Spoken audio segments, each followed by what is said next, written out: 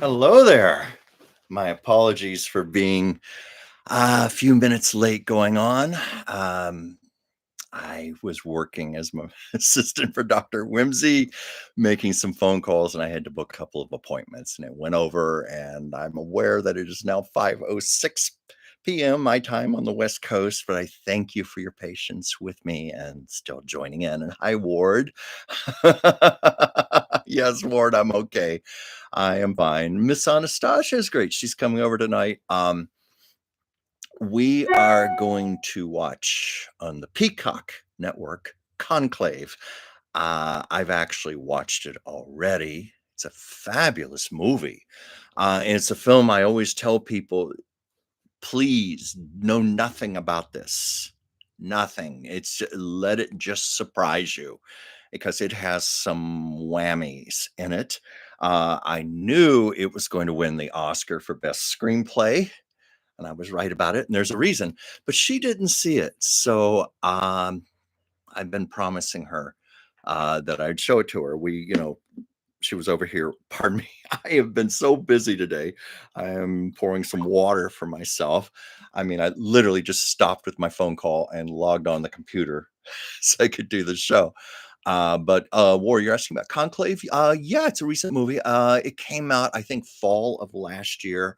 It was nominated for a lot of Oscars, up for Best Picture. Ray Fiennes was up for Best Actor. I'm trying to remember if it had any supporting nominate. Oh yeah, it did have supporting actress for Isabella Rossellini, Ingrid Bergman's magnificent daughter. It was her first ever Oscar nomination at the age of 72. And she is fabulous in the movie. In fact, I thought she should have won for it. But pardon me here. And I just realized something. I should have had my hand over the cup. One of the things with YouTube shows, we're not supposed to do product endorsements, unpaid product endorsements. And I'm not about to give an endorsement to a certain overpriced coffee chain. But anyway, shouldn't have said that even. But yeah, Isabella Rossellini is a very fine actress in her own right. And I adored her mother, as most all of us did. In fact, at the Oscars, she wore the earrings that her mother wore the night she won her third and final Oscar back in 1974. I don't know if you know that, but Ingrid won two Best Actress Oscars. And then late in her career, she won a Best Supporting Actress Oscar for Murder on the Orient Express. Let's see. Let me check some comments here. Ward, it's okay, even though I just like that company due to putting the Viennese coffee houses by my cousins. Oh, was it due to its putting the Viennese coffee houses by my cousins like patronizing? Oh yeah, out of business, out of business. Sorry about that. Um, no, I shouldn't be saying bad things about a certain coffee company that will go nameless. But one of the reasons I stopped going is because I have a really nice espresso machine. Very expensive espresso machine that I had to make multiple payments on it. It was like $500. But yes, I know. And the irony is, I live about a 4-minute walk with one of the nameless coffee houses who's on the cup right around the corner from me. But a latte can be several dollars, and I can make it for myself for 50 cents. So I kind of justify that the machine eventually paid for itself because I do at least 2 lattes a day. All kinds of things you can do in an espresso machine. My dear friend, Mary Rappaport, who owns Lucille Ball's childhood home, and my artwork is in that house right now, for the Ball family.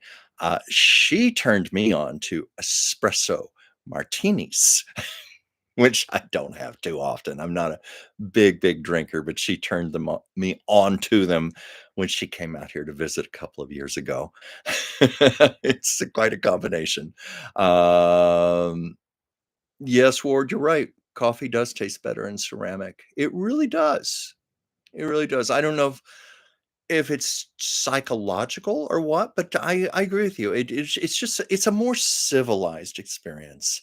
I even I don't do this, but I even like the idea of a cup and a saucer and all that, and, um, I love my espresso machine. I love grinding the beans, making real espresso, not those little pod things, but the real espresso extracted from the beans.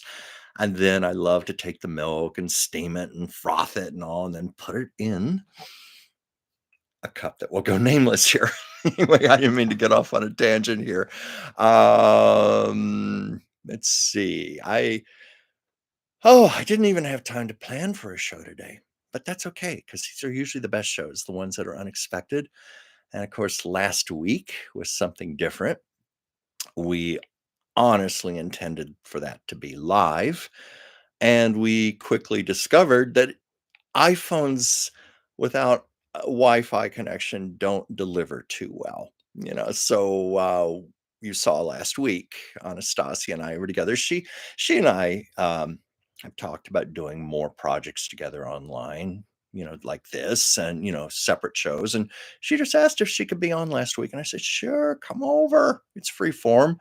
And we thought it'd be cute to walk through the neighborhood and well, about 5 minutes into it, and those of you who are watching saw what happened.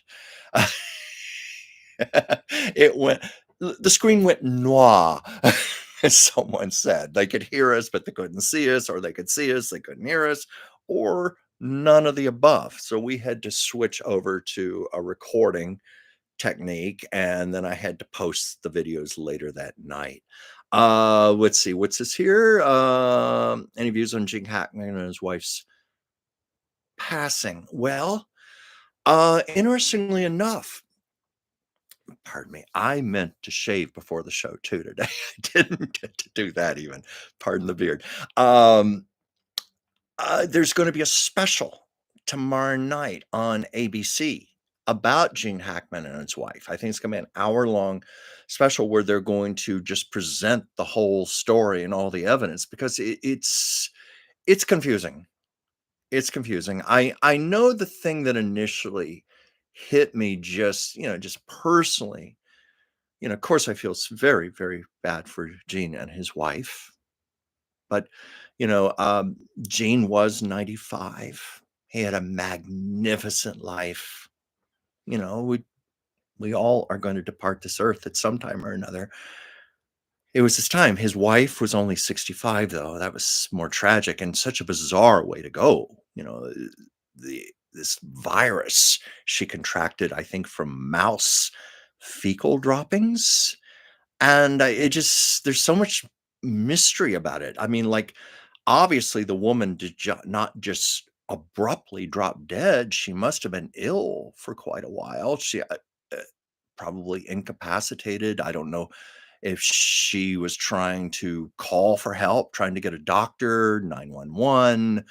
Uh, there were 2 daughters. It's a big mystery about why the daughters were not checking in on them. So that's sad. I mean, I wonder how much the woman suffered, how ill she was and not being attended to. But what really, really broke my heart, the dog. The dog was in they had a forgive me if I'm getting the breed of the dog wrong. I think it was a German Shepherd. It was in a crate. As people will sometimes do with their dogs, put them in a crate for a while or something, but it was just the tragedy of the circumstances, her dying, his gene had was apparently thick in the throes of Alzheimer's, just oblivious to what was going on. So I'm sure he suffered in his own way that final week. We don't know all the details, but he died a week after her. The dog was in a crate, and they did autopsies on all 3, and they determined the dog died from dehydration and starvation. So that poor dog, you know, my heart oh, it broke my heart, that poor dog in that crate suffering like that. So I don't know a lot of the details. I'll be anxious to watch the story myself tomorrow night and see what they have to say. Let's see here. Was this? She took on too much, taking care of the Alzheimer's spouse and all those dogs, it's possible. It's possible. I know from my personal experience with my father and mother, um, my when my father and mother were in their early 80s, my mother was very, very ill, and her health declined steeply as she died, uh, not too long afterwards. And they were on the East Coast. My sister's in Colorado. I'm here in California's, and our mother and father were not telling us how bad the situation actually was. My father saying, "Oh, we didn't want to worry you." He meant well, but my God, those two were alone in that house, and, my father, who was still in good health and his mind was still together at the time, he was her sole caretaker. And, mom was just gone. Her mind was going, her body was going, but she refused. My mother was very strong-willed. She pretty much ruled the house, and my dad did what she said. She refused when my dad was pleading with her to let's bring in some help. Let's can we get, and ultimately end it was hospice help he had to get. And finally she was so weak she couldn't fight anymore. But he was trying to get like a nurse, a caretaker. So my poor dad at the age of 82 was he admitted to my sister and me he was sometimes getting 1 hour of sleep a night. 82.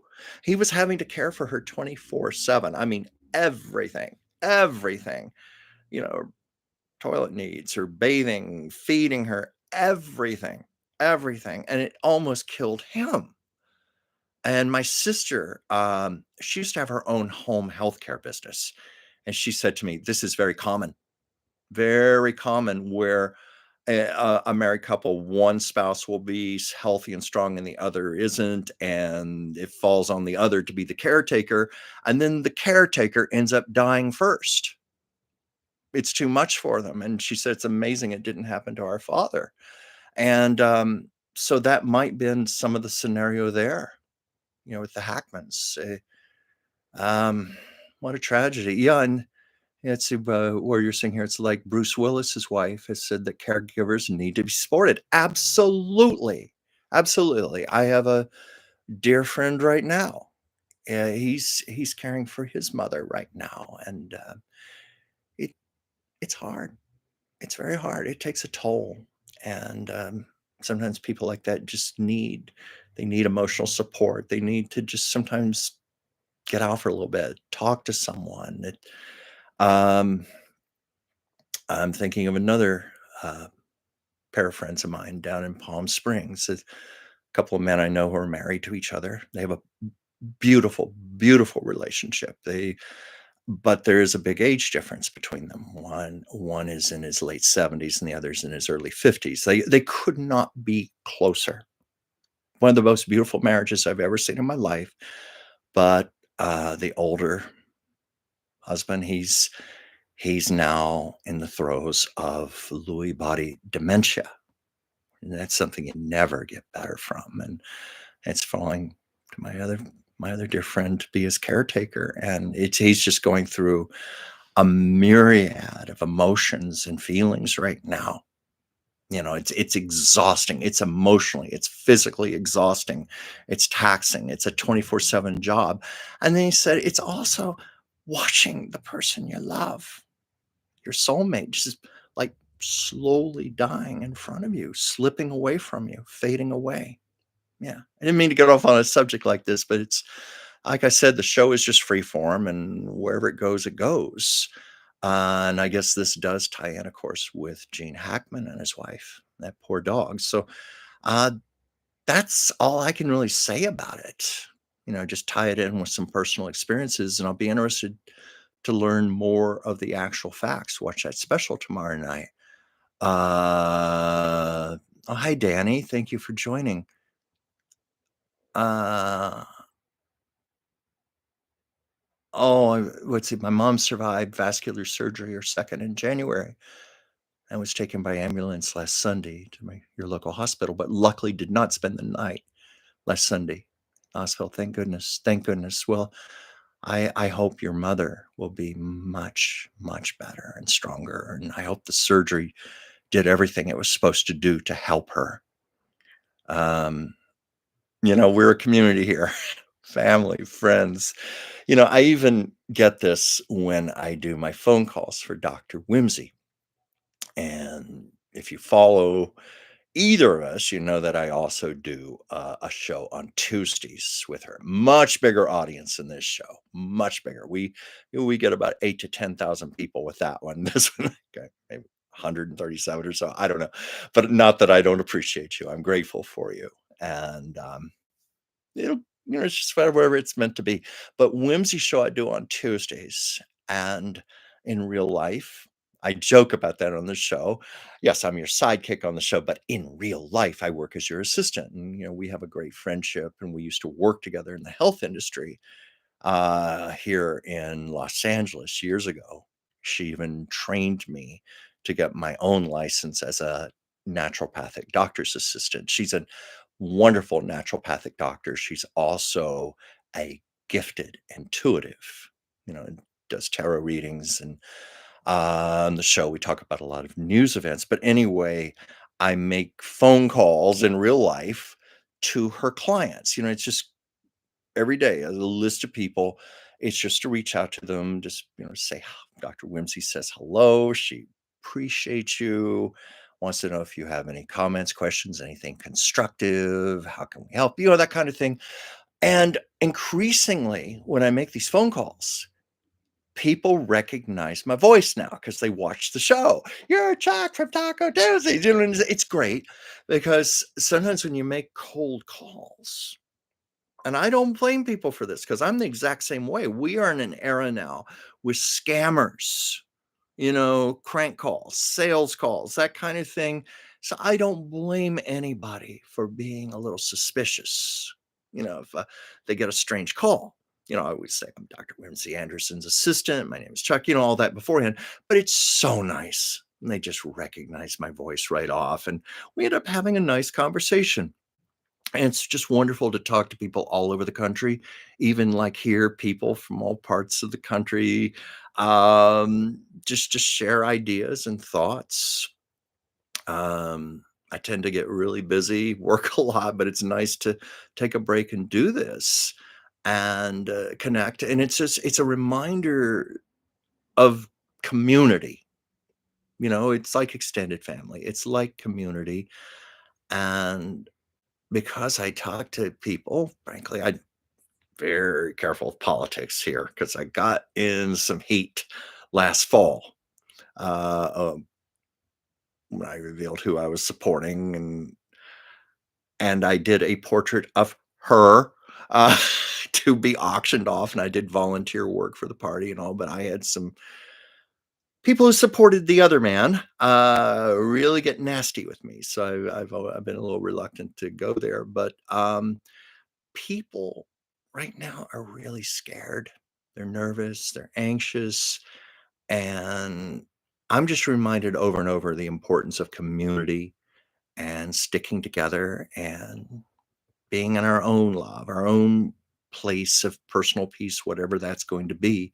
And that's one of the things my dear friend Pam of Pomona Remembers and I are hoping to do in time. We've done a couple of test shows. We haven't really pursued it, but we want to do a future YouTube show where we just talk about our artistry and hopefully have guests on the show who will talk about their artistry and point out the fact that artistry can be anything. It could be a person who likes to knit or crochet. It's like a person who loves to put together a beautiful gourmet meal in the kitchen, or they love to work in their garden and plant beautiful flowers and nurture them, or it could be people like me who paint and draw and illustrate, or people who write, or people who sing or dance. We want to explore that because we just feel this is a time where it's really needed. Help people to find their own art and their personal joy. Anyway, I've been on a soapbox here too much. Let's see what are some other comments here. I don't mean to ignore people. But Dan, you say your dad already survived triple bypass surgery 10 years ago. That's wonderful. Well, you know what? I have a high school friend who just recently had a heart transplant, and I hadn't heard anything from him in about 2 months, and he did a posting on Facebook on Sunday just letting us know he's okay. It's touch and go. He's still in the hospital, hopes to get out soon. But what an amazing thing, to I know heart transplants have been going on since 1967, but it's still just an extraordinary thing to be able to do that, and it's kept him going, and, just all so many miracles with medicine, um, because I work with Dr. Whimsy, the naturopathic doctor, and I was in the health and vitamin industry, herbs, homeopathy. I sometimes would put down conventional Western medicine. And this is coming from Dr. Whimsy, the naturopath, who said, "Don't you dare put down Western medicine. It has its own place. It's whatever is appropriate for the individual." Sometimes Western medicine most definitely gets abused.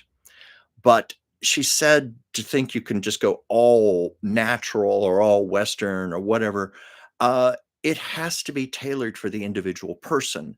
And she said, as a naturopathic doctor, sometimes she has to take more conventional Western medicine approaches simply because that's what's right for the person.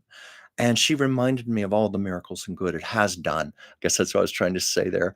What's this word? I keep getting zillions of calls trying to sell me funeral plans despite my telling them I'm still here and don't need a funeral. You know what? You're reminding me of All in that wonderful sitcom, All in the Family, from the 70s, of course. And it was the number one show for many years, won lots of Emmys. I wish it played more in syndication than it does. To me, that show should be as big as I Love Lucy, but it was a very different show. But there was this one episode where this funeral home kept making sales calls, and Edith had the phone, and Archie took the phone from her and said, Archie goes, "This is Archie Bunker talking from the grave. Wish you were here." And he hung up. Made me think of that. Let's see here. Hey, oh, hey, Andy. Hi. Let's see. And Wendy, hello. No, don't apologize for being late. As I said at the beginning of the show, I was about 5 minutes late. For those of you who don't know this, I work from home, and I work to assist a wonderful naturopathic doctor named Dr. Whimsy Anderson, as I've been talking about. And I was booking an appointment for someone, and it went over 5 o'clock. So I was frantically trying to get the laptop out, get the lights set up. I didn't have time to shave or prepare or anything, but at least I'm here. Let's see. So where's some other comments here? Ward, it used to be liver transplants were very, very rare, but now it's done almost daily in my hospital. Yeah. Well, the interesting thing is the liver is the one organ of the body that regenerates. You can donate a part of it's. I know I'm oversimplifying this. Of course, it's far more than this. A person can donate a part of their liver and survive, and it will grow back. That's incredible. What's this here? Hey Chuck, do you remember the Sanford and Son episode where Lamont procured two coffins from the junk store and the reaction from Fred? No, I have to confess that was one. I mean, I'm very aware of Sanford and Son and all, but seeing it, but I just was not a big watcher of that show, so I don't remember that one. But I can only imagine Fred's response. Oh my god, 2 coffins from the junk store? Oh my god, that's like, that, Jack Nicholson movie from a few years back, I think it was called About Schmidt. It was one of his very last movies where he actually played a man his own age, a very humble man who had become a widower recently. And his grown daughter, he had a bad relationship with his grown daughter, but they were trying very hard to be cordial. And when she came in for the funeral of her mother, she noticed that he had put her in a pine box He had bought the cheapest coffin he could possibly get, and that, of course, led to some interesting dialogue there. Um, oh, wait, and, that was for the junk store and a person who wanted it from a funeral home. The universe when Wendy said, "The universe doesn't care what you wear or how you look as long as you show up." Yeah, I agree, I agree. You know, I've often thought I didn't think the conversation was going this direction today, but I've often thought, "Yeah, cremation would be fine for me. I don't nothing special because I believe in that. I just believe once this I believe in the soul, the eternity of the soul, and once we leave, what we leave behind, whatever, maybe for loved ones, but, I know, my mother and father were both cremated, and, my mother was not sentimental at all about things like this. Her attitude was, "I don't want a funeral. I don't want you better not do a memorial service for me. I just want you to strike the match." Those were her words, "Strike the match and burn me up." Oh, yeah, that was my mom. Very, very irreverent woman. Very outspoken. Didn't give a damn what people thought of her. I need to be more like my mother sometimes. She was quite something. Let's see here. Was this Andy? Can't remember the meeting Jefferson went to. The meeting Jefferson went to?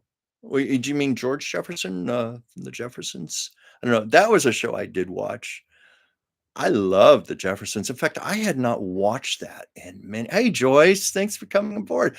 I had not watched the Jeffersons in many years, and I don't know if it's still on Amazon Prime or not, but it was on there, and I began watching it just for fun to have something on in the background because I find when I'm working on my art projects, generally I have to listen to audiobooks, podcasts. I can't obviously can't focus on a TV screen when I'm drawing and working, but if it's something I'm familiar with, it's like on in the background.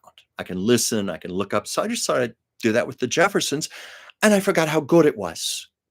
It had some good writing, good performances, and Isabel Sanford was such a gifted comedic actress. So very good. And I saw her. Well, actually, I met her once. It was, I've told about this before. I was at the 50th anniversary party for I Love Lucy that was held on the soundstage where the show was done. And a lot of the surviving people were there, and there were some other celebrity guests there at the party. And Isabel Sanford was there. So I got to meet her briefly that time, but I also got to see her on stage. This was, oh, wait, this was before the meeting. Pardon me. Pardon me. This was back in the 90s. Whoa, because that party was 2001. I know that because that was I Love Lucy 1951. This was the 50th anniversary of it. So this would have been around 1994. Please excuse me. Got my facts mixed up. Um, but then I didn't meet her then. I just saw her on stage. But it was a little comical because it was when Barbara Streisand she was doing her first concerts in 27 years. It was a really big deal, this concert tour. And she was going to be in Anaheim for a few shows, which I got to see twice. But anyway, my sister in Colorado Springs, big Streisand fan like me, flew all the way out here to see Barbara Streisand with me. And Barbara Streisand had laryngitis. It was announced on the news that morning. Not to fault Mrs. Streisand, she could not help that. But my sister and I, she had just gotten in the night before. We were watching the morning news and we were just having our coffee and breakfast. And we're like, I swear, we were like that, stunned for like a minute. Our mouths dropped open. She canceled the show tonight. My sister, I flew all the way out here. She cancels the concert. She has laryngitis. And we also had tickets for the next night for this was when Glenn Close was doing the musical version of Sunset Boulevard, Andrew Lloyd Webber's version of Sunset Boulevard. It had premiered in London, the world premiere, but the American premiere, instead of being on Broadway, was here in Los Angeles, I guess because Andrew Lloyd Webber wanted it to premiere in Hollywood, so to speak. So we had tickets for that. So we thought, okay, we'll swap our tickets out, see if we can go to Sunset Boulevard tonight, and maybe Babs will have her voice back tomorrow. We get to the box office at the Schubert Theater, which has since been torn down, but it was a wonderful theater. Go to the box office at the Schubert Theater. Oh, we're so sorry, but Miss Close has laryngitis and her understudy will be taking over the role. And we're going, they both have laryngitis. And my sister and I were like, we, you know how something can be so awful and but so absurd to the where you have to kind of laugh about it at the same. We couldn't believe it. We just no. So as a final resort, she said, "Let's just go see something. Let's go see a play." Well, in Beverly Hills, there was some little production. I don't even remember what it was, but Isabel Sanford was playing a supporting role in it. Like a special guest role. Because of her stature, it was a supporting role, but because she was Isabel Sanford, they gave her special billing and everything. And and this was no dig at Isabel Sanford, because as I said, I love her, I admire her so much, but my sister turned to me and said, "I came out here to see Barbara Streisand, and we're watching Wheezy." God bless her, and by the way, I don't know if you know this, but Isabel Sanford has that on her tombstone, Wheezy, under her name, which is kinda sweet. And, at the time, we were both grumbling about it. Come on, Barbara Streisand, and we're seeing Wheezy instead. But recently, and I was watching those old episodes of The Jeffersons, and of course, dear Isabel passed away many years ago. I thought, I am so glad I got to see her in person. I got to meet her and I got to watch her on stage. So that's the beauty of hindsight. I need to check my comments here.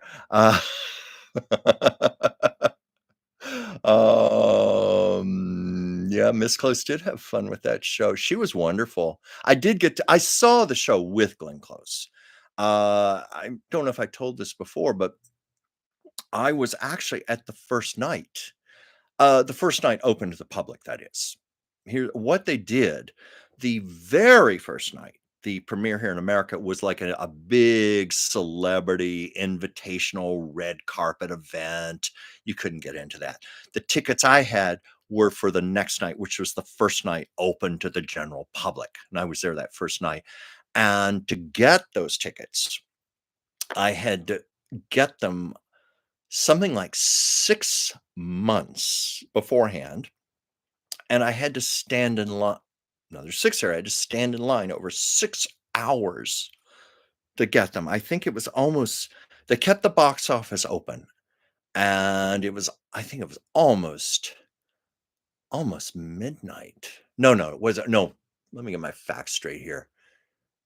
It was almost 9 o'clock. They said, I mean, because I remember they're saying to us, we will keep selling tickets until the box office on the East Coast in New York closes at midnight, which would have been 9 o'clock our time. Anyway, that's it.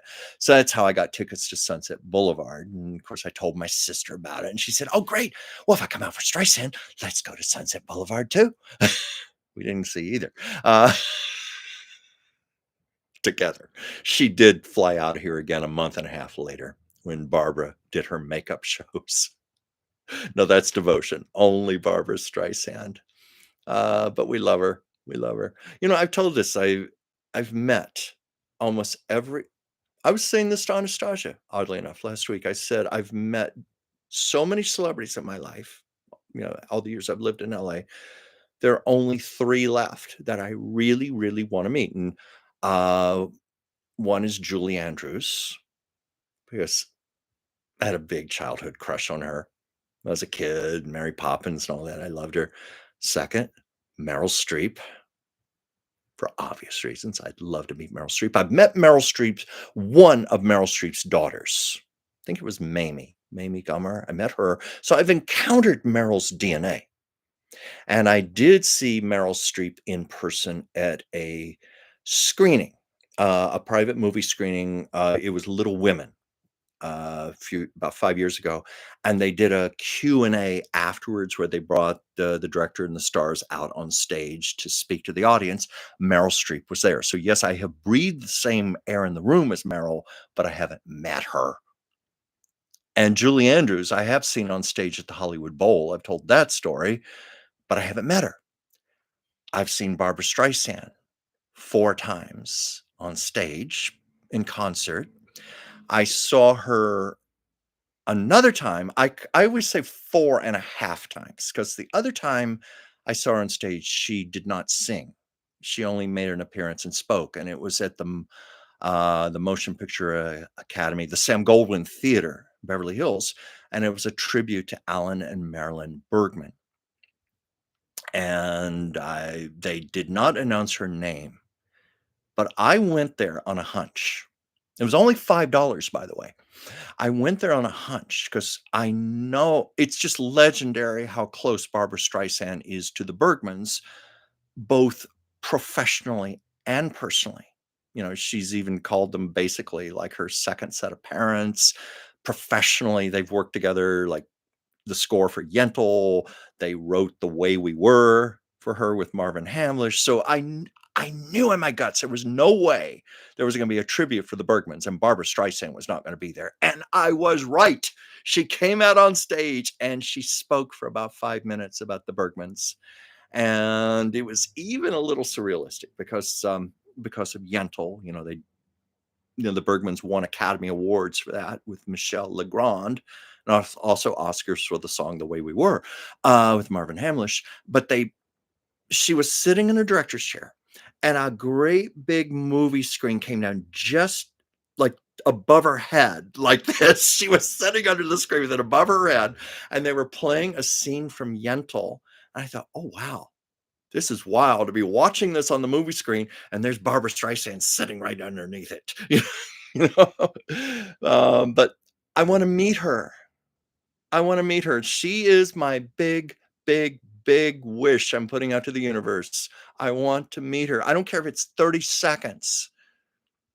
I want to meet her. So anyway, putting that out there. I need to look at my comments here. And by the way, happy St. Patrick's Day. Some of you are wishing that here.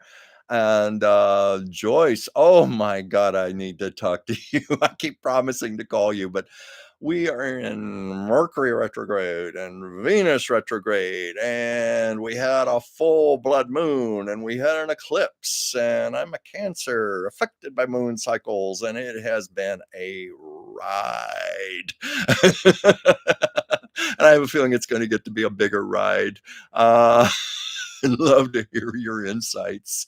Joyce is a gifted astrologer, just brilliant. Numerologist, astrologer, um, and I'd love to hear your insights. In fact, it's fun to see all of you in the comments saying hi to each other. It's like a big family here. Joyce, Taurus rules the throat. And Venus is Taurus's ruler. Oh, Joyce, how is that affecting you? If you care to share. I don't want you to say anything personal you don't want to say. Wendy, I was kidding, Joyce. I have no idea of astronomy, but I have great respect for those who do. Well, I mean, I'm one of the people who does have great respect for astrology, simply because I've seen way too much evidence that it definitely applies. Sometimes it's spooky how well it applies to my life. But I was just having this conversation with a friend last week from out of town he's one. He's a Scorpio, by the way, so I would think he'd be more receptive to this, but he's a very pragmatic person, practical, very skeptical. I don't know if those are Scorpio traits, but I was asking him, like, "What's your date of birth? Your birth?" "Oh, I don't believe in that crap." "Oh, that's bullshit. I don't believe in astrology. Nah, nah, it's nonsense, nonsense." So I just dropped the topic. Um Wow. But yeah, I'd be curious to know that Taurus rules the throat chakra, our voice. And I can only imagine metaphorically how that reaches out in other ways with our voice or, you know, the when it's said we've lost our voice, our power, our voice. There's so much of it that's around that.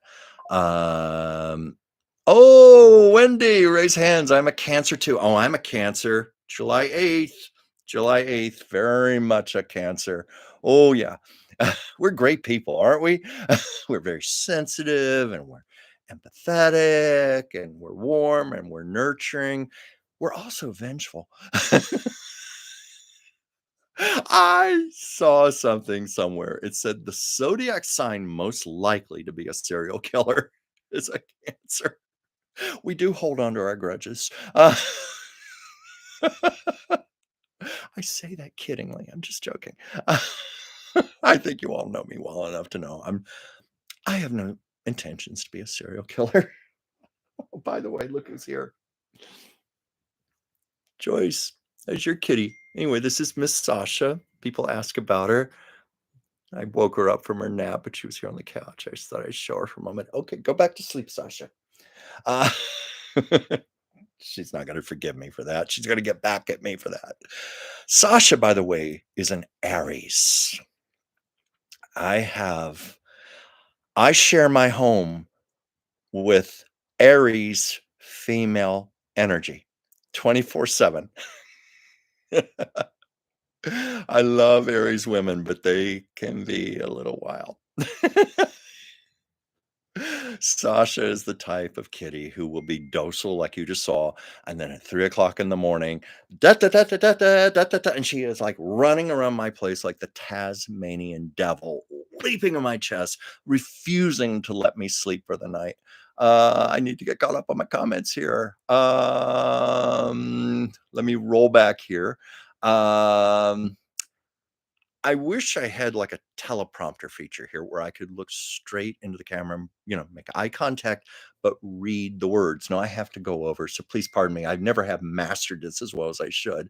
Um, let's see. When it was,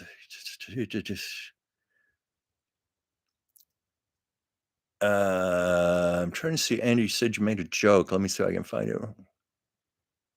You said, "I hope Chuck sees my jokes." I'm trying to find your jokes, Andy. Maybe you can refresh me here. Um, what is this, Joyce? Ward, Joyce, I always thought bulls breathe more through their nostrils than their throats. Oh, let's see. What is September? September. I guess it depends on what part of September. Um, I know. Well, my mother, her birthday was September 25th, and she was a Libra. And I think Libra season starts like September 22nd through October. And of course, my sister is also a Libra. Her birthday's October 14th. Um, Joyce. Oh, thank you, Joyce. Of course. Of course, you would answer that for me as you are. You're the expert. A Virgo. Uh,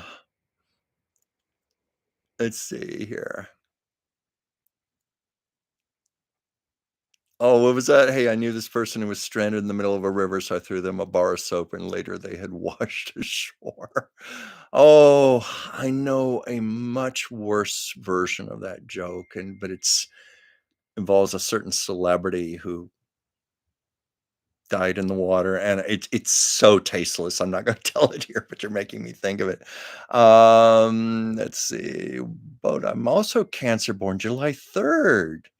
One of my favorite movies, Barbara Streisand and Ryan O'Neal did, What's Up, Doc? Oh, good, good, Gosh, yes, of course I've seen that. What's Up, Doc? I've seen everything Barbara Streisand has ever done, but that is a very, very funny movie, and it holds up so well. Um, it was interesting to hear Barbara talk about it in her autobiography, and when I say talk, I listened to the audiobook version of it, so that's what it was like, but, um, Peter Bogdanovich, the director of that, he was on such a roll at the time. He had, just come on the scene with The Last Picture Show, and then he did What's Up, Doc? And then the next year, he did Paper Moon, again with Ryan O'Neal, and this time with his daughter Tatum. And 10-year-old, well, she was 9 years old in the movie, but she was 10 years old. She became the youngest Oscar winning actress ever. That record has never been broken. Anna Paquin came very close at the age of 11, but Tatum beat her. And interesting enough, I have met Tatum O'Neal and Anna Paquin, and both very, very sweet ladies. And Tatum, I really love talking to her because I've always been a big fan of Paper Moon. And, and I've talked before about how I'm very careful with celebrity etiquette, not to wear out my welcome, not to gush too much, not to make much of a fuss, just to treat them like regular people. But I've always found that when I'm being sincere, it's okay. And I just said that is one of my favorite movies. And I told her how much I loved the film, and she really appreciated that. Let's see here. Um, but yeah, Barbara Streisand was, what I'm trying to remember. There was a story in that book, which she said, well, first of all, she had no idea the movie was going to be as big as it was. In fact, I think she thought it was even going to be a flop. And she originally had profit participation in it, but she sold it off for a flat salary or something. And then she said in the book she lost a fortune doing that. She should have participated in the profits, but live and learn. Oh, Joyce, your Maya will be 1 year. Oh my God, March 28th. You're kidding me. Guess what? Sasha's birthday is March 28th, and she's going to be 10 years old. 10 years old. Our kitties are going to have birthdays on the same day. That's wonderful. Danny, I'm a Sagittarius, having been born December 40 years ago. Joyce, she's really smart. Yeah, well, Sasha's like, she's got a high IQ. This is one smart little bitch. She is smart. I love her, but sometimes she's a little too smart. You know, very intelligent pets tend to get bored easily. And when they get bored easily, they get into trouble. I've told stories about how sometimes during the middle of the night, I will hear crashing sounds in my kitchen. And there was one time I came in, turned on the lights. She was taking her arm. She had gotten up, opened up a kitchen cabinet, and she was taking cans and throwing them out on the floor and watching them go down one after the other just to entertain herself. Let's see, Wendy, my daddy was a Virgo, very linear in thinking. Yes, that is typical of. Oh, wait a minute, this moved on me while I was reading it, and I've got to find it again. It's like trying to read a moving target here. I can't find the comment now. It disappeared. Oh yeah, there's a Virgo, very linear in thinking. Yeah, that's been my experience with Virgos. I used to work with a Virgo. Exactly. Left brain, linear, no belief in the afterlife. Usually these are the people who don't believe in things like astrology, the mystic. Everything has to be proven to them, scientific. I know that personality very, very well because that tends to be a little bit of the antithesis of who I am. And it's interesting because my sister, my only sibling, and I love her dearly. She's my best friend in the world. I've talked about her. We were born 14 years apart.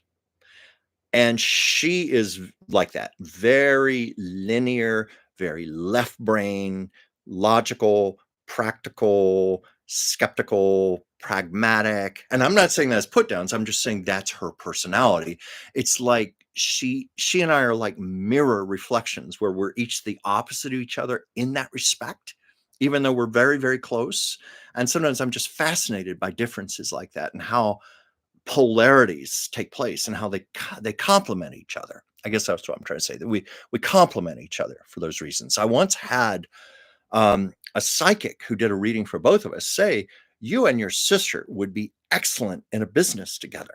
Her taking care of the business part of it, me taking care of the creative end of it. And my sister and I both looked at each other and said, yeah, but we would probably kill each other. It wouldn't last very long. We'd be like at each other's throats. It's best to keep things as they are, my dear beloved sister. Yes, in case she's watching this, my best friend in the world, and I do mean that with all my heart. I do. Um, let's see. What was that word? Make sure one of the sticks a match. Cute little pun there. Joyce, careful with the ball jokes. Well, be careful. You do not want to antagonize a bull. Yes, with the red cape. I would never do that to you, Joyce. Joyce is a very sweet, compassionate soul. Love you. Oh, and Joyce, I was just talking to Pam this morning. We both miss you. We got to get together and do another little thing. And by the way, Anastasia's coming over tonight. We're gonna. I mentioned this earlier in the show. We're gonna watch Convent. Um, but let's see here. Randy, I say baloney. Andy, you watched a full Buster Keaton movie. The General is a masterpiece. Anything Buster Keaton did is in the category of masterpiece. He was one of the greatest comedians who ever lived. Truly, really, and truly the real deal. And I've told the stories on here. He was Lucille Ball's great mentor. They were great friends. And the story was, they were both at MGM in the 1940s. Buster in 1925, when he made The General, was the number one box office draw in the world. 20 some years later, he was washed up has been, and he was working as a $300 a week gag writer at MGM, mostly writing routines for Red Skelton movies. And Lucy had been signed with MGM in 1942. She was supposed to be the next big thing. She was going to get the big, big star buildup at MGM, and it just did not work out. It fizzled out badly. And by the late 40s, she was relegated to little supporting roles and soon left MGM. And she always said it was one of her great heartbreaks that she did not succeed there, because MGM was the biggest of all the studios. If you became a star there, you were like superstar. But a lot of it was because MGM didn't know what to do with her, because Lucy was just so unique. As we all know now, there was just nobody in the world like Lucille Ball. And so they didn't know what to do with her. And Buster was washed up. They didn't know what to do with him either. And they ended up befriending each other on the MGM backlot when neither had anything to do. And they just loved each other. And Buster, being the comedic genius that he was, immediately recognized the genius in Lucille Ball. He saw it. He knew how good she was. And he started teaching her all of his comedy, taught her everything he knew. And you can see little bits of it in I Love Lucy, little mannerisms, little gestures, little Buster Keatonisms. It's there. It's very much there. They only worked together once, and it's on YouTube. Type in Buster Keaton, Lucille Ball. It was a tribute to Stan Laurel after Stan Laurel died in 1965. And it was a variety special tribute that Dick Van Dyke hosted. But Lucy and Buster Keaton, and I might add Harvey Korman from the Carol Burnett Show, future Carol Burnett Show, did a little 5-minute skit, like a silent movie. And I watch it and I go, "Oh my god, 2 giants, Lucille Ball, Buster Keaton working together and playing off each other." And you could see the love they had for each other, the affection, the chemistry. Look for it on YouTube. I need to check my comments here again. Um, oh, by the way, I met Buster Keaton's widow once.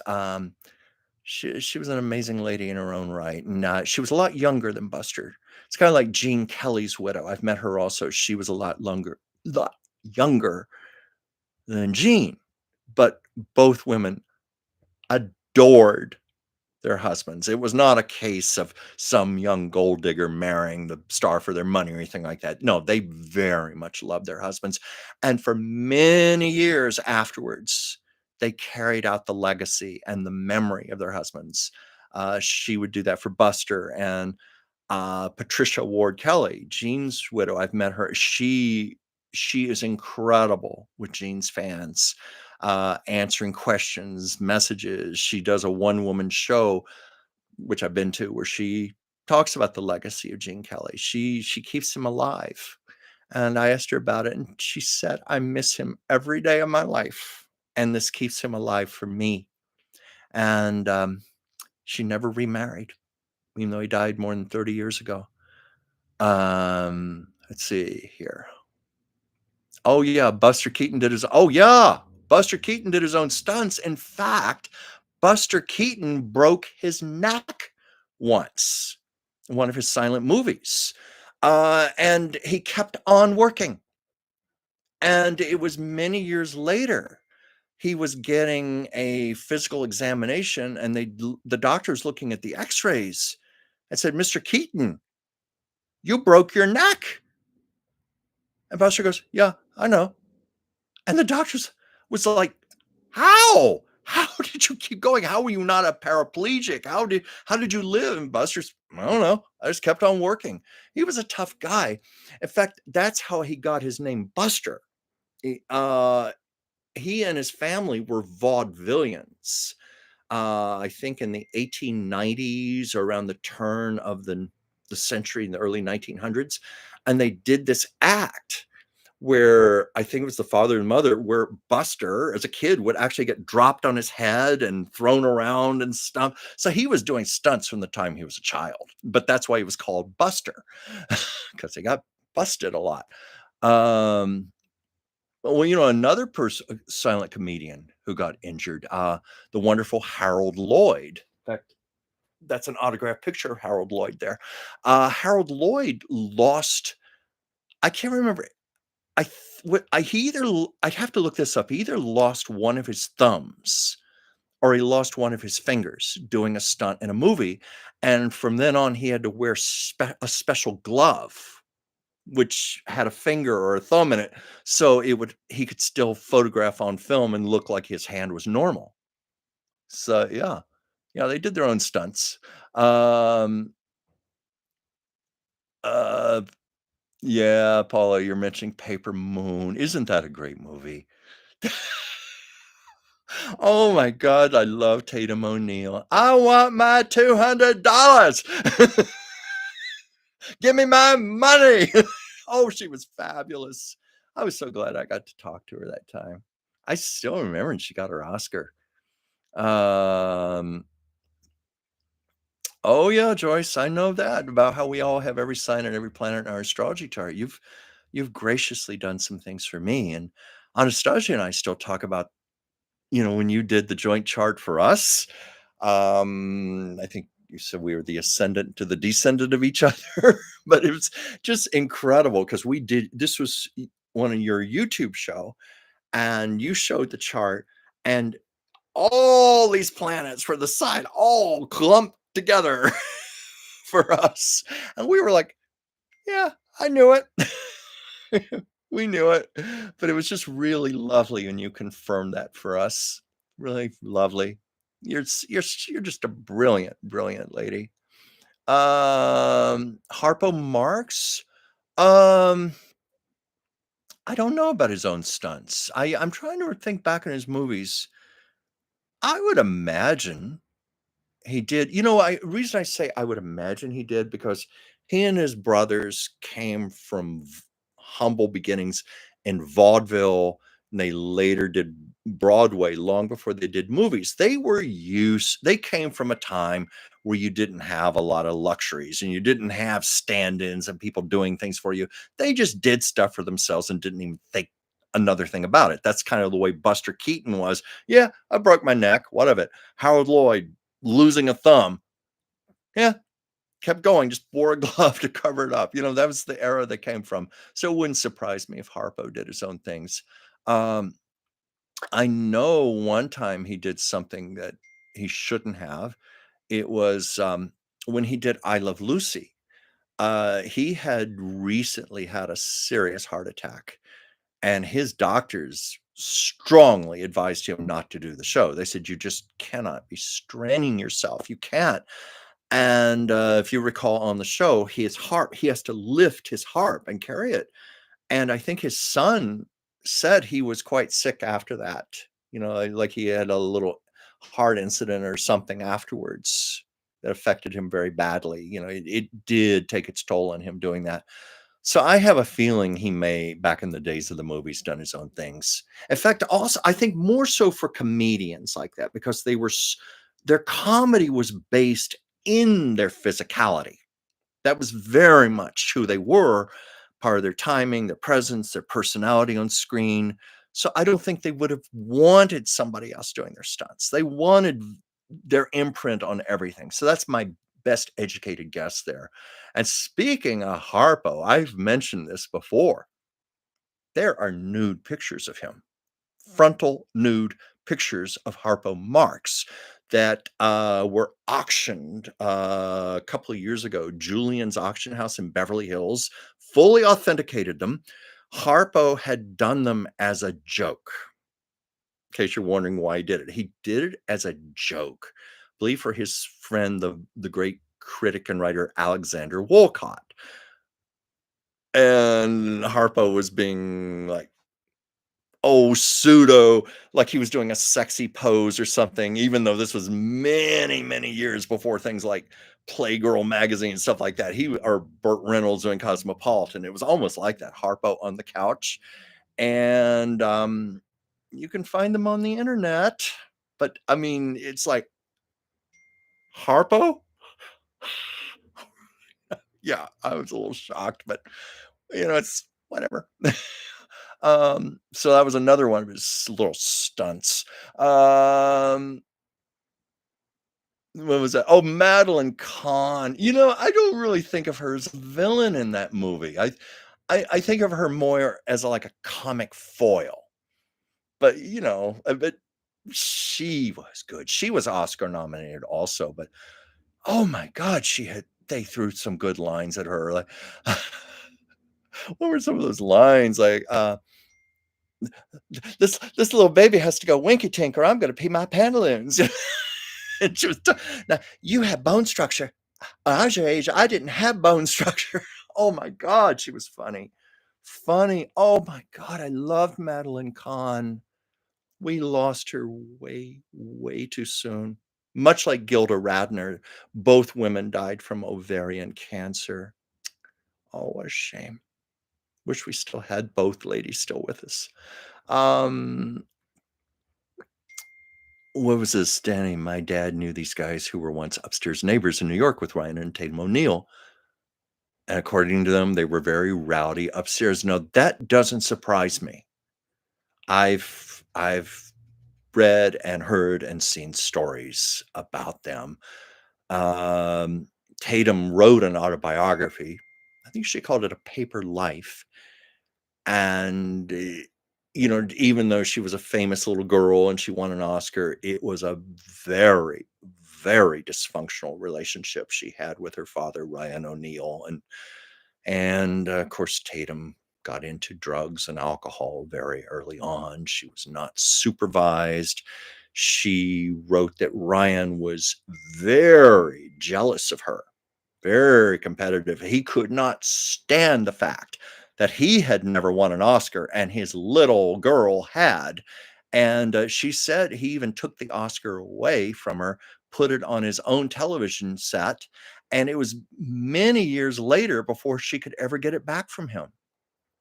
And they did a reality series for Oprah Winfrey's network, OWN, a while back. And it was, oh, I always question those reality shows because I've told, I live here out in LA and I know people who have been on those shows, and most of them are staged or they're semi-staged. So much for reality or shows like The Bachelor, Bachelorette, and all that. It's staged.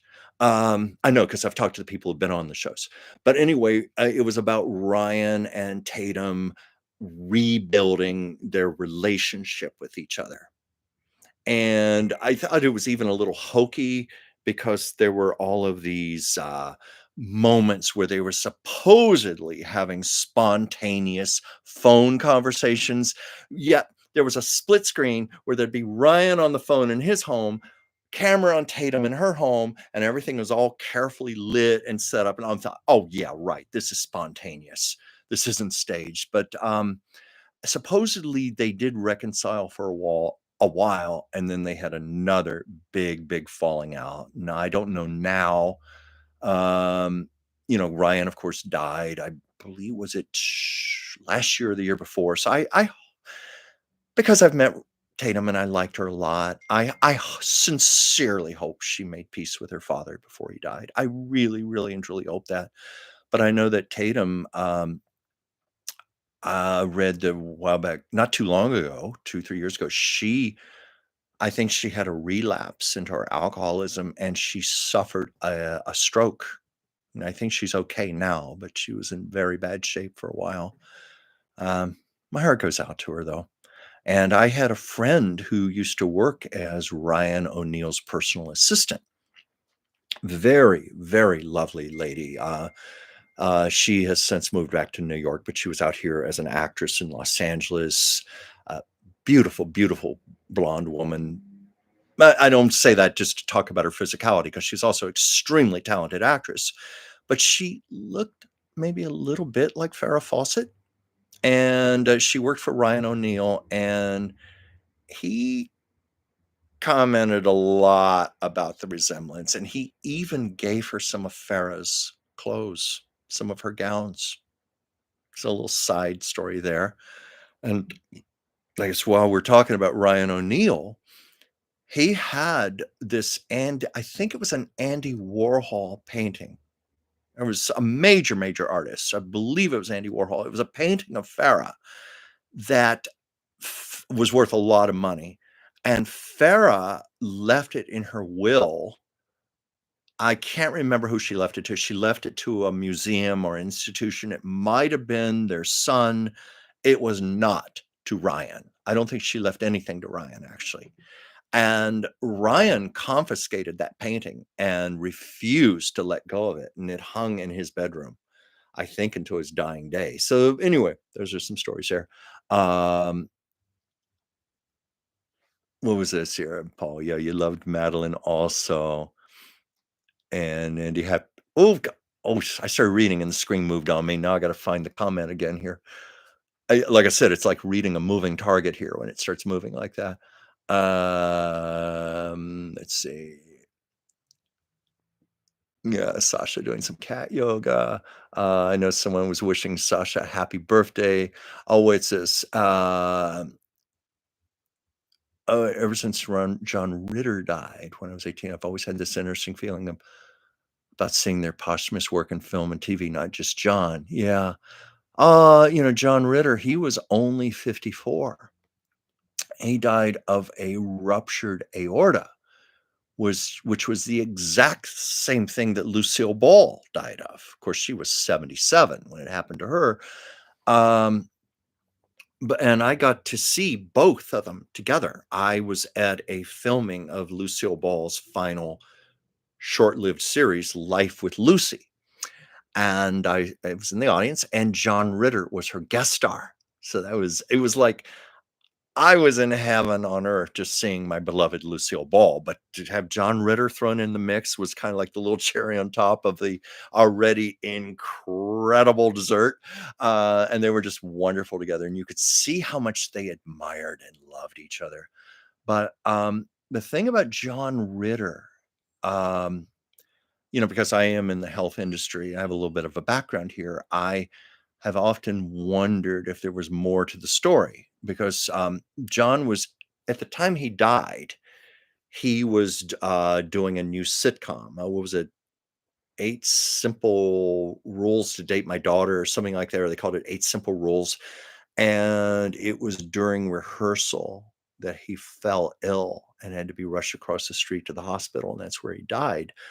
But I read that if you have seen those episodes, he was overweight. His fate was bloated. He was trying very hard to slim down. And I read he was doing weight loss supplements, and one of those was rumored to be fen. I think there was another one called, ephedrine, which is basically speed. It's a very even though it's technically a Chinese herb, it's glorified amphetamine. It's speed, and if you have pre-existing heart conditions, high blood pressure, vascular issues, that can be disastrous because it can dramatically raise your blood pressure. When I saw at 54 he died from a ruptured aorta, and I saw that he was taking supplements like that to lose weight, uh-huh, I think that's what really happened there. But it's not gonna bring John Ritter back. It was a big loss. He was a gifted man. Again, Madeline Kahn, John Ritter, Gilda. I mean, great, great people. Went way too soon. Let's see here. Not surprised. I'm not a big authority on the Three Stooges. Um, No, I mean, I have respect for them and all, and I know they were wonderful, and I've watched everybody's seen a Three Stooges short, but I just never really, really followed them. But again, like I was saying about Marx Brothers, Buster Keaton, Harold Lloyd, the Three Stooges came from a background vaudeville stage, long before they were famous.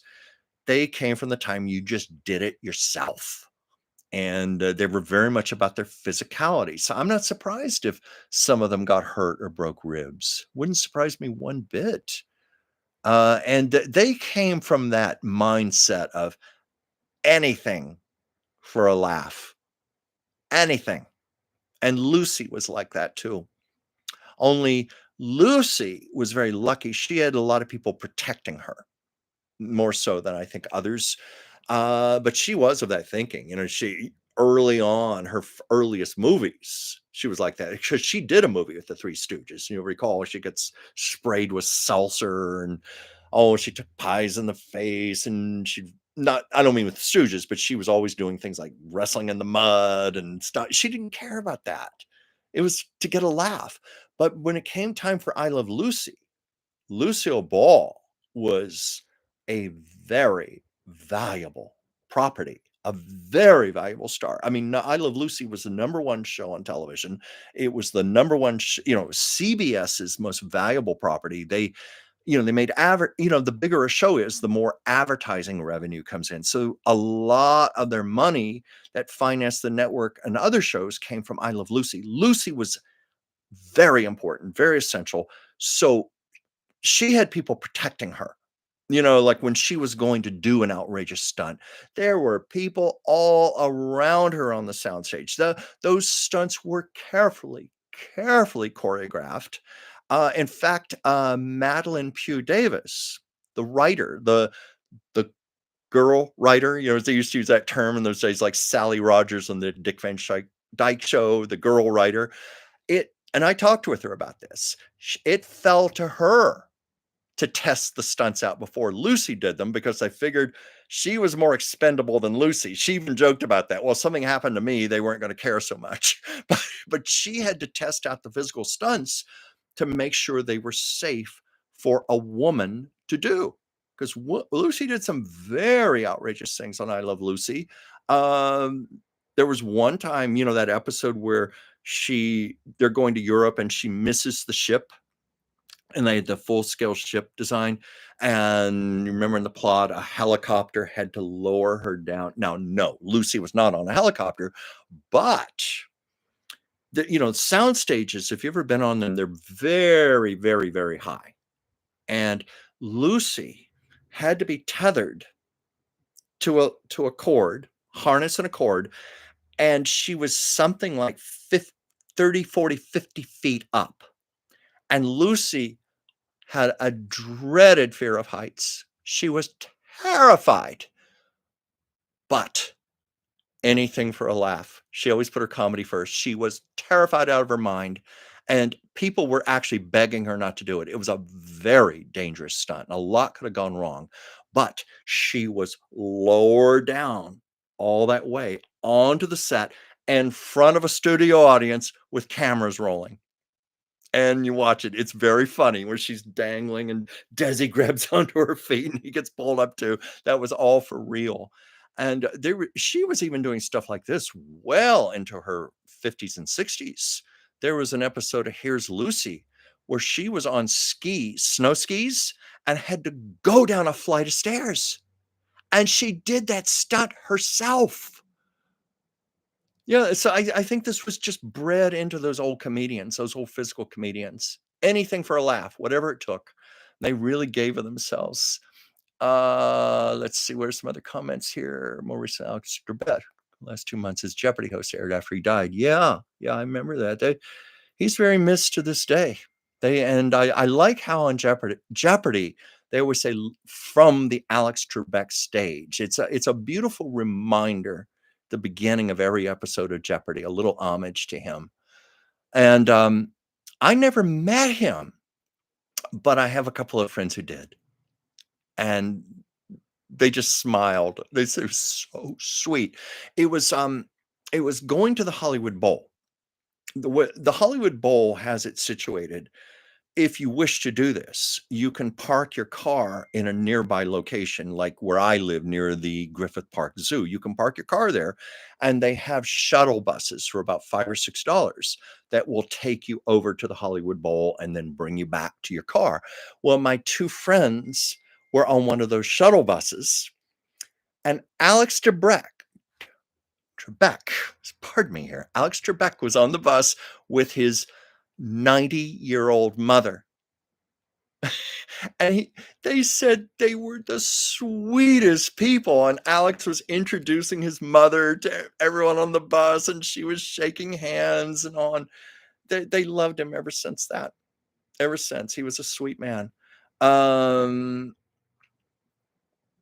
Yeah, Kate, being Ryan's assistant would be tough. Yeah, my friend did tell me some stories, and out of respect to her, I won't repeat them here. But yes, it, it was not a picnic. It was not a cakewalk. Let's see here. I just saw John Ritter play a villain in a TV. Oh God, I hate it. This moves on me, and then we're in the middle of reading it, and then I lose the comment here. Oh, yeah, I saw John Ritter play a villain in a TV movie.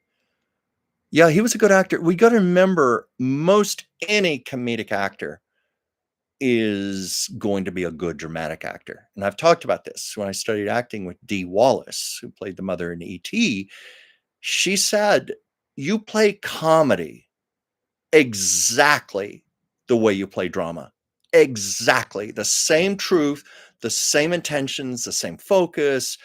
Only with comedy, you raise the stakes up a bit and you incorporate timing. That's why actors will often say comedy is much harder to do than drama, but you play it like drama. So I'm never surprised when I see a comedic actor do drama and do it very well. Lucille Ball, watch some of her movies like The Big Street. She was extraordinary in that.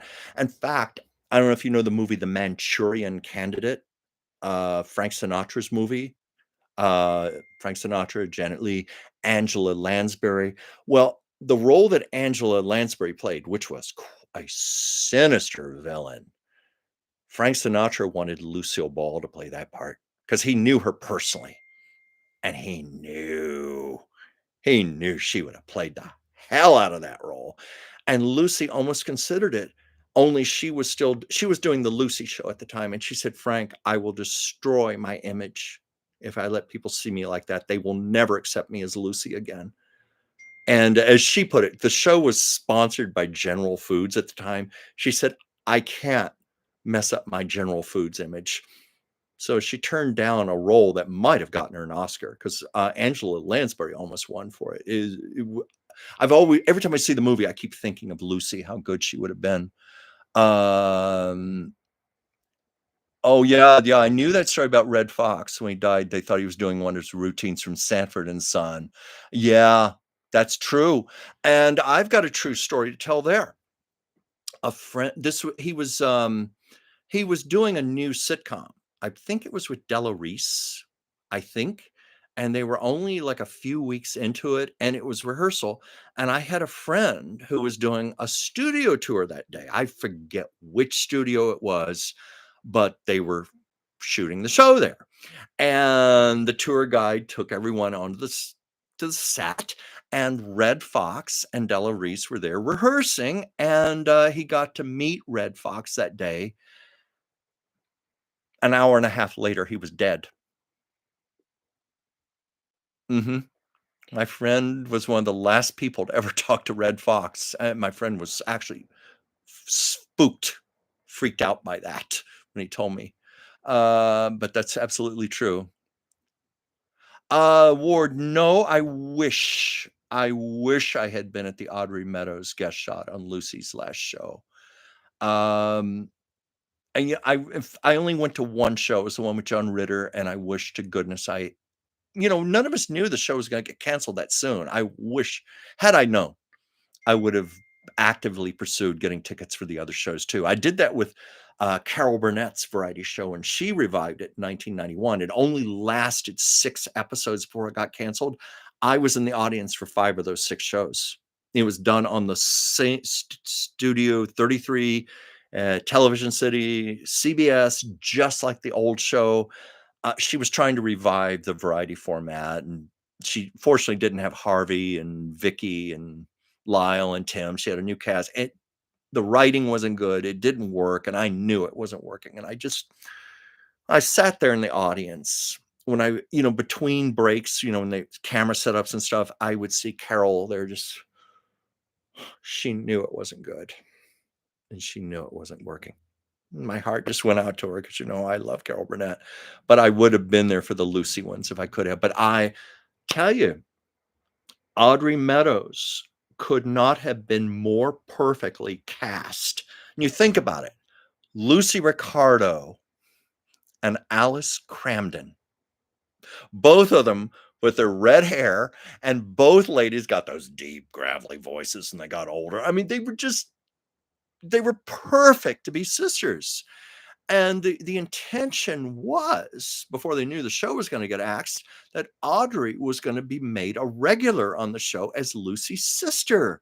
So we missed out big time on that. Some big opportunities. And they did work well together.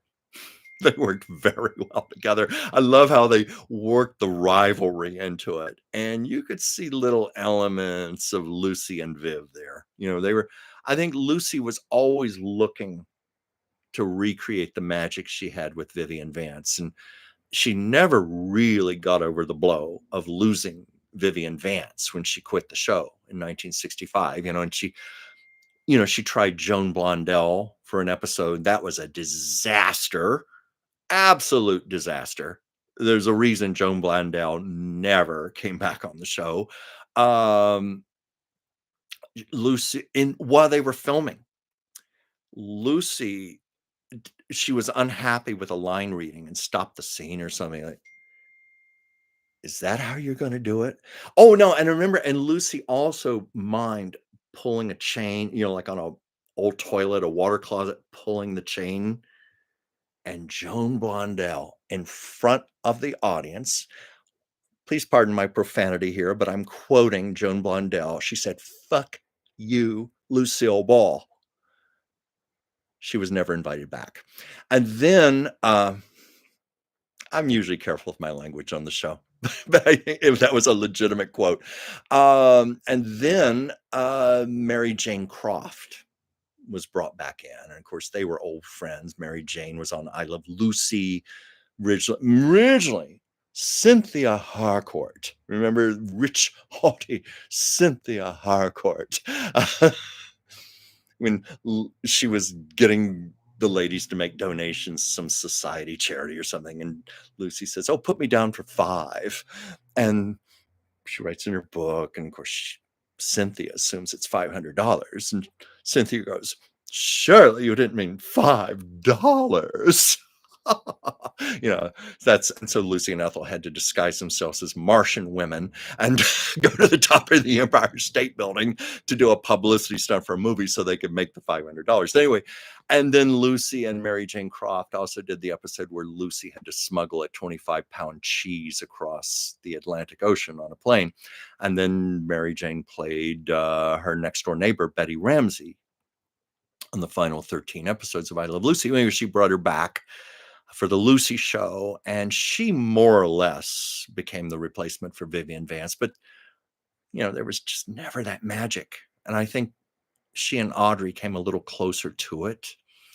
I've told the story also, and I met Mary Jane Croft once. Very, very, very sweet woman. And I was told Lucy just adored her. And I think I've told this before, but Mary Jane's son in the 1960s, late like 67, 68, he was killed in Vietnam. Her son, her only child. And poor Mary Jane was just devastated. And Lucy, that I think it was as soon as she learned about it, she called her writers up and she said, "I want you to beef up her part on the show. I want you to give her a lot more lines, even give her some of my lines. I want you to make her part much bigger on the show because we need to put her to work. She needs to work so she can't think about her grief." And that was Lucy looking out for her friend. Anyway, that was there. Yeah, Goddess Vow. I worked with several women who took fen-phen. It changed their personalities as well as got them thinner. Yeah, because if you know anything about amphetamines, speed, it definitely affects your mood, your personality. In fact, I don't even think they're legal to get over the counter anymore for that reason. But this was back in the 80s and 90s. But I really believe that's the real reason John Ritter died. When I saw about his ruptured aorta. Let's see. Let's see. What? Oh, did Sasha leap? I wasn't paying attention. She's always jumping around behind me. Oh God, yeah, of course, the one with George Reeves and Superman. That was a fun episode. That's considered one of the most beloved episodes of the series. It was quite a coup getting George Reeves to play that role, and so much fun. Lucy and Superman out on the ledge of the building like that. I saw a publicity photo from that, a production still. I know this is no surprise to anyone. Obviously, they were not on top of a building, but that ledge was like that high. It was like maybe 2 feet off the floor. It was just the cameras aimed up to give the illusion. Let's see. I wish this would hold still and not move. Let me see if I can scroll back here. Sasha's from a royal line with papers. Yes, she is. Yes, she is. I mean, Sasha, obviously I've never bred her or anything like that or put her in shows. She had her spayed when she was 7 months old, but she does have her pedigree papers. She is a very elite little kitty. And when anybody criticizes me, why did you not get a cat from a pound? Why did you not adopt a cat when there are cats in one homes? Yes, I agree. I agree with that very, very much. It's just that Siamese cats, if you've ever had one, there's just no other cat like them. Their personality, their intelligence, their devotion, their loyalty to you. There's just nothing like them. And I love the breed so much. I've had nothing but Siamese cats my whole life, so that's why. But yeah, she's an elitist little thing. Uh,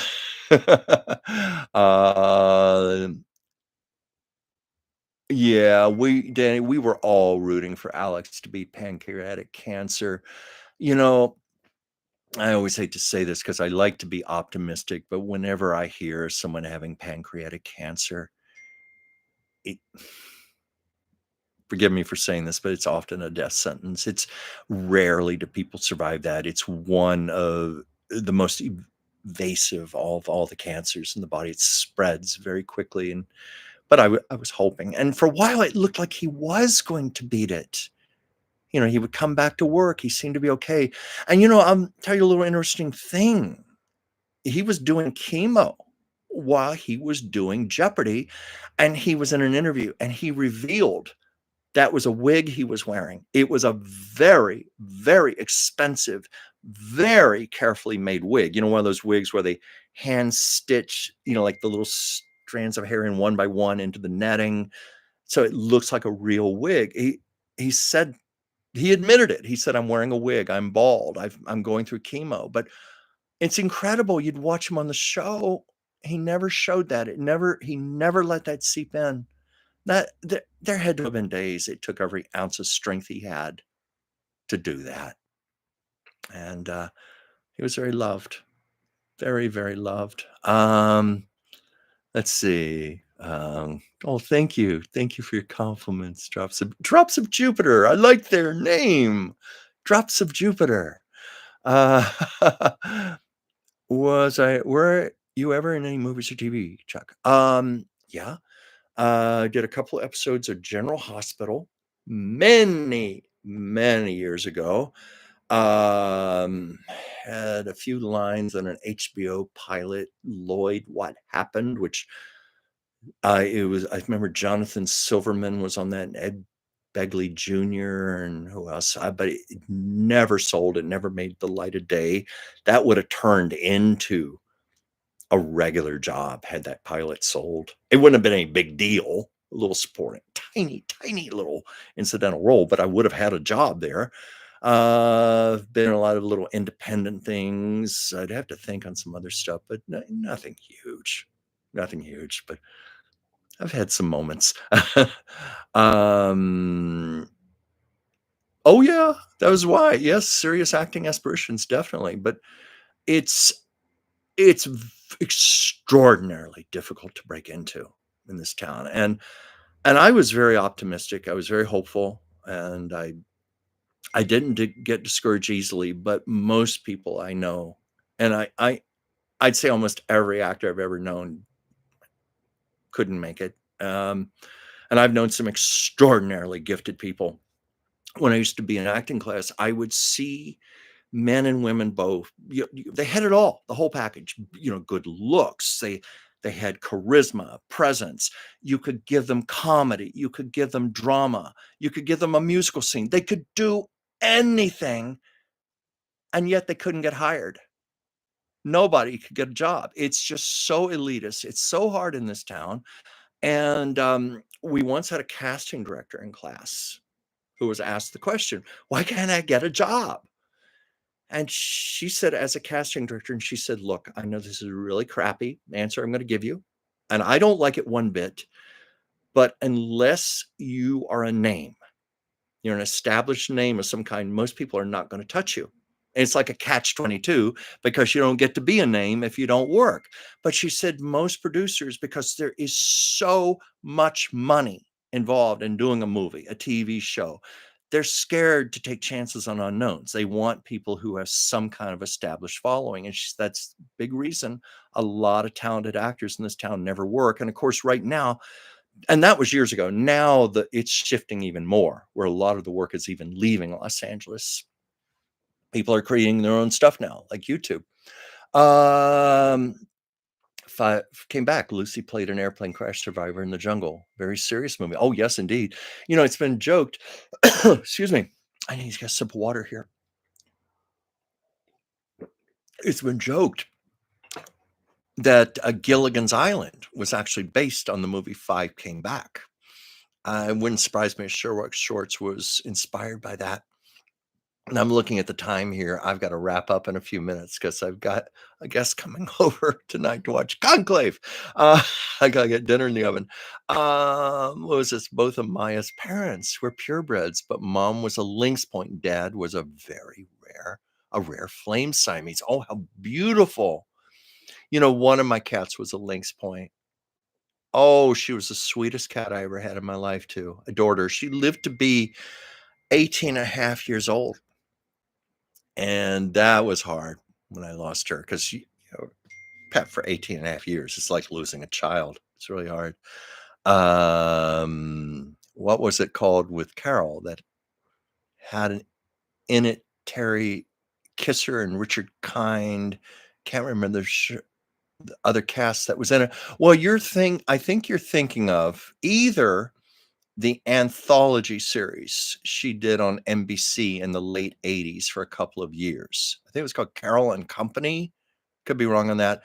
And it was after 2 seasons of that, Carol decided she wanted to just bring her variety show back, and CBS went for it, and I don't know about the other person, but I know Richard Kind was on the variety show also, and that's the one I sat in the audience for that lasted only 6 episodes, and, a friend of mine wrote for Carol and Company, and he used to write for Home Improvement also, and he said it was probably one of the most difficult writing jobs he ever had in his whole career. Because, unlike a regular series where it's ongoing and continuing, and you can just build upon that, the premises, he said an anthology show was like writing a brand new pilot every week. I think there were like 24 shows a season. So it said it amounted to writing 24 pilots. It was very, very challenging. And sometime when I have more time, I'll talk about some stories he told about Carol Burnett. No, not Carol and Friends. Carol and Friends, that Carol Burnett and Friends, that's the syndicated show. That was her original variety series. The classic variety series. It ran for 11 seasons, and they cut it into half-hour episodes and called it Carol Burnett and Friends. Well, Ward, no, I know that about Miss Audrey Meadows having a little bit of a falling out, a little bit, because it wasn't that bad. The biographies, press, they love to play it up. But it was more like a misunderstanding. And part of it came, there's a scene in the show where she and Audrey are having a food fight, but they were in rehearsal. And Audrey had just had her makeup done, full makeup, and Lucy like hit her with a face with a pie or whipped cream or it was something like that. And Audrey was really upset. But I've talked to people who were on set. I have a friend who was there almost every episode, and he said Lucy was horrified. She was so apologetic to Audrey. I'm sorry. I'm so sorry. And Audrey was upset, but they got over it and it was fine. That was the disagreement. And they were wonderful in the cameras. Well, Joyce, of course, the Honeymooners. Wow. Oh God, yes. Honeymooners is just what's that and I Love Lucy are probably the 2 greatest comedies of the 1950s. Oh, Ward, that was not rare back in 1966 for a woman to swear. I promise you that. Right, Joyce? Any woman will tell you. Like Carol Lombard, for example, in the 1930s, they used to call her the profane angel. She looked all beautiful and delicate and blonde, and people said she would make a sailor blush with her language. No, trust me, women swore back then. But that's what happened on the set. I think what was unusual about that was that she did it in front of the studio audience. Now that even today would be uncalled for. Uh, yes, a Dean Martin roast would have been fun to have seen live. Those are interesting to watch. They pop up a lot on social media. They're on DVDs, on YouTube, and they're a mixed bag because parts of them are timeless, hold up very well, and there are other parts that are very, very dated, and in fact, some stuff that would even be considered really, really inappropriate today. Like some of the jokes about Sammy Davis Jr. being an African American man, but they made some jokes that now would be considered very racist. Now, never mind that Sammy was going along with it and laughing about it himself, but you would never get away with some of that stuff today. And, one of the things I noticed about the Dean Martin roast that's always intrigued me, um, the number of middle-aged and older comedians, because you don't see that much anymore now. It co comedians are so youth-oriented now. But it was unusual to see these older comedians in the day, but that was normal at the time. That's one of my observations about the roasts, but they are fun to watch.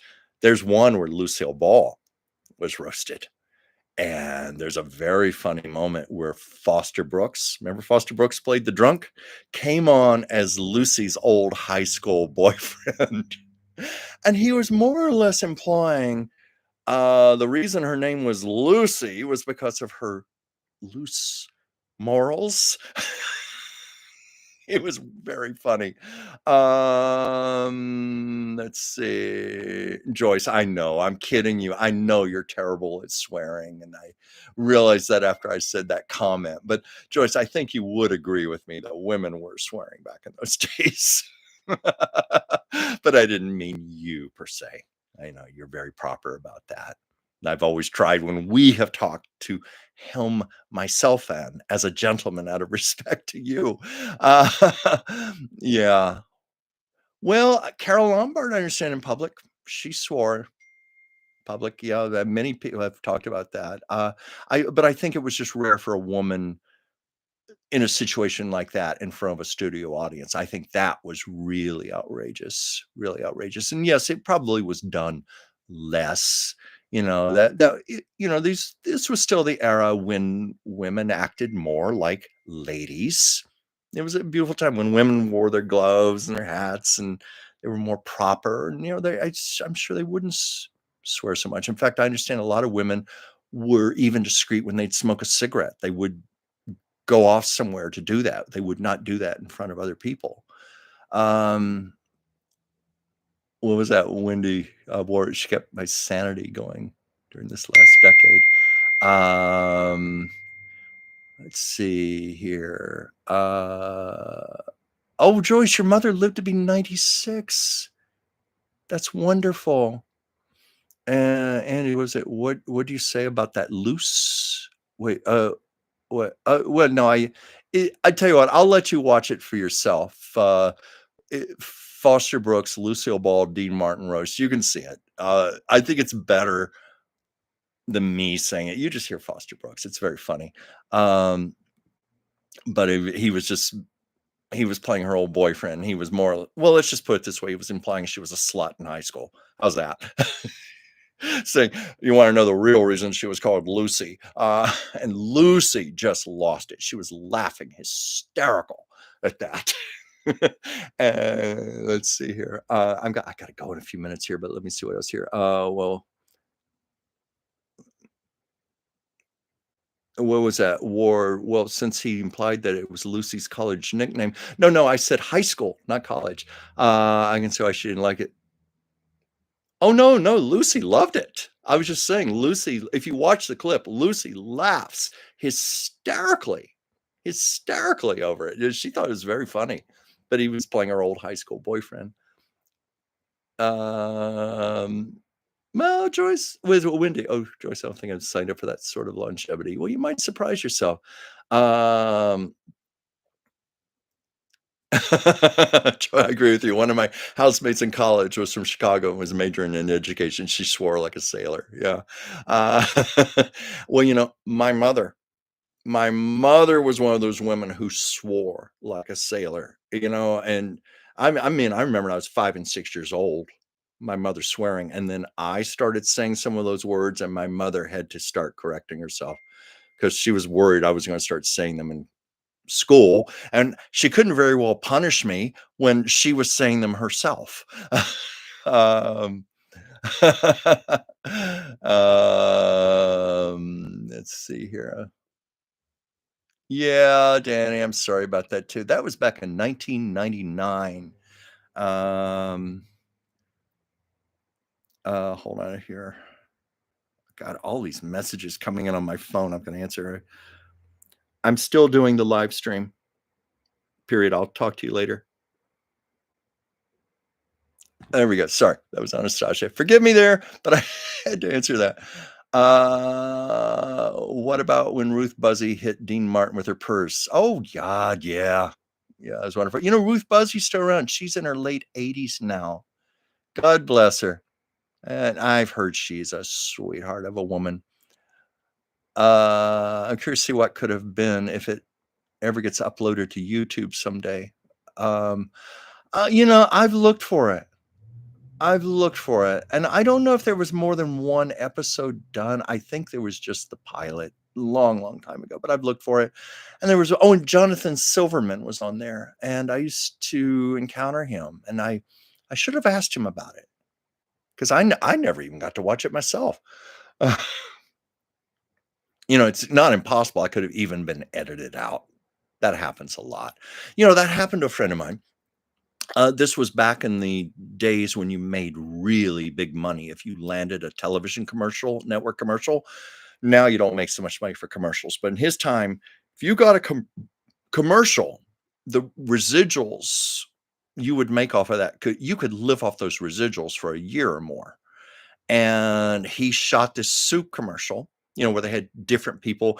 The soup is delicious, and the commercial made it to the air.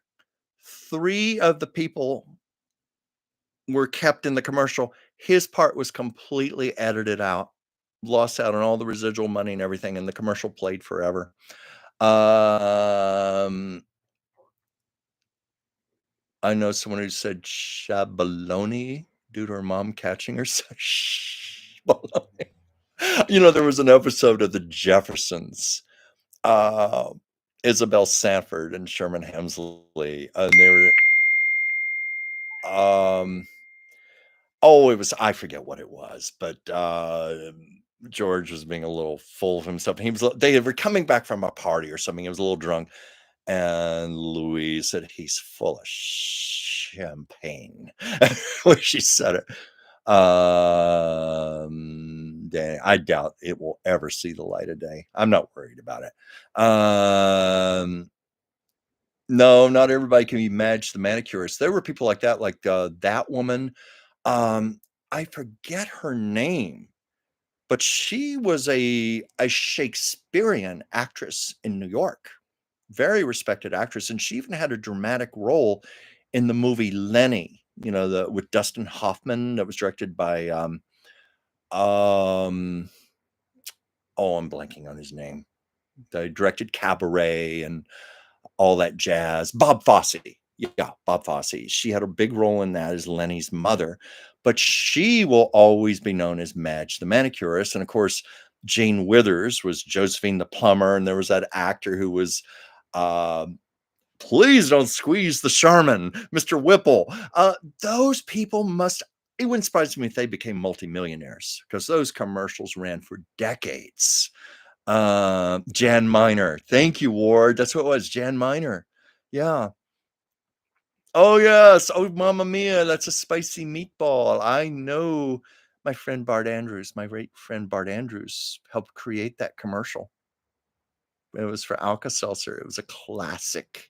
Mamma mia, it's a spicy meatball. Remember that one? The other one they had, I can't believe I ate the whole thing. That was another one played forever and ever.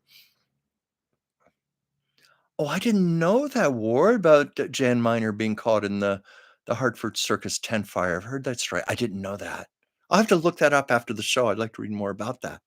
Um, what the guy always had to wake up and make the donuts. No, that one I don't remember that one. I'm not familiar with it. Yeah, yeah, Bart was behind that. Yeah, he was very proud of it. God, that was more than 50 years ago. Um, Dunkin' Donuts. Yeah, no, I don't remember that commercial. I don't know what time that era. There was a time in the 80s and 90s, I was not watching much television. I had a lot of other things going on at the time, so maybe it was that time. Um, and what, Andy, did I say something wrong? No, nothing that I'm aware of that she said wrong. Or do you mean was that a catchphrase or something? I don't know. Um, Dunkin' Don- I've heard- Andy Red Dunkin' Donuts, I prefer Krispy Kreme myself. Oh my god, Krispy Kreme donuts. I remember those as a kid. I try not to eat stuff like that anymore, or if I do, it's like a very, very occasional thing. Now, I'm not saying that to be holier than thou or anything, it's just that I know I can't control myself. Put a box of Krispy Kreme donuts in front of me, I'd probably eat the whole box and go into a diabetic coma. It's so good. What was that? Oh my god, that would be good. Chocolate pudding filled in a Long John. Oh my god, yeah. I when I was in college, I used to do some really ridiculous things. Like no, I'm not talking about drugs or alcohol. I'm talking about like when I'd have to do an all-nighter for a class, and at 2 in the morning, our local 7-Eleven around the corner would get the truck would come with the fresh shipment of Krispy Kremes, and I used to get like a whole box of jelly donuts. Oh my god, I'm amazed this didn't kill me. And I'd eat that whole box. I was 18 years old. I had a metabolism in those days like a hyperactive rabbit. I could not gain weight to save my life. 6'2" and well, like 200 pounds now, but in those days I was 155 pounds. I turned sideways, I disappeared. I was so skinny. But any of you who've ever had growing teenage boys who are tall, we tend to have very, very high metabolisms. My sister couldn't stand it because my sister could just look at food and gain weight. And here I was like purposely trying to gain weight and I couldn't do it. I could eat a dozen donuts and not gain an ounce. So I don't know what my metabolism was running on, but sadly that is gone. That is gone. Those days are gone. Gone forever. Jesse White, dude, was the Maytag repairman. Yeah. The loneliest man in town, the Maytag repairman.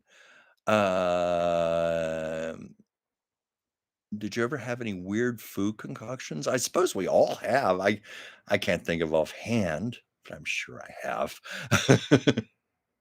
I'm sure we've all been inventive, or certainly as kids, college kids or something, and just putting together whatever's available. Oh, that's right. Yeah, later on, Gordon Jump played the Maytag repairman. Yeah, yeah.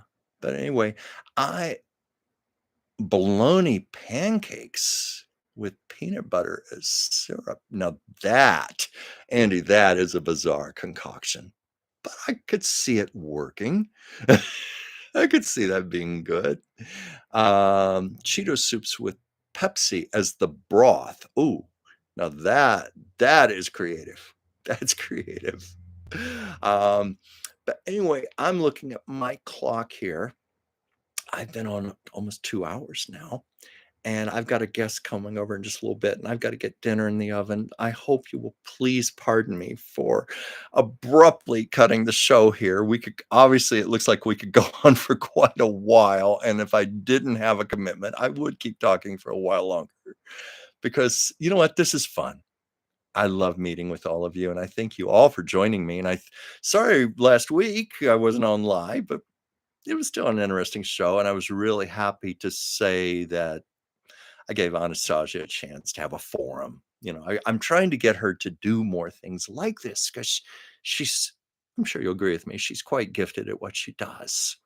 And so I was happy to turn some of the show over to her. And let's see, what was this here?